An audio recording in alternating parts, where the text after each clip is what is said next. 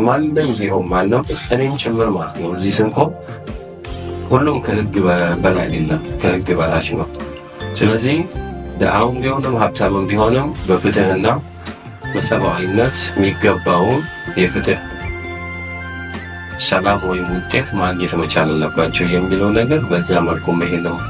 አሁን አለፍንባቸዋል። የብሔር ጉዳይ፣ የሃይማኖት ጉዳይ እሱ እንደ ታሪክ ነው ለቀጣይ ላሳለፍናቸው ችግሮች ምናስታውሳቸው እንጂ ያለን አሁን በዚህ ተቋም ደረጃ ውስጥ ያለን ይንጸባረቃል ይሄዳል የሚለው አመለካከትም የለም። ስለዚህ ዋናው የሚያስፈልገው እናንተ እርስ በርስ መደጋገፍ፣ እርስ በርስ መተማመን።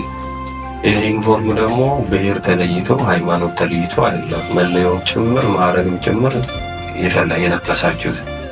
ከዚህ የበለጠ ደግሞ እናንተ የትኛውም ከፖለቲካ አካል ገለልተኛ ናቸው።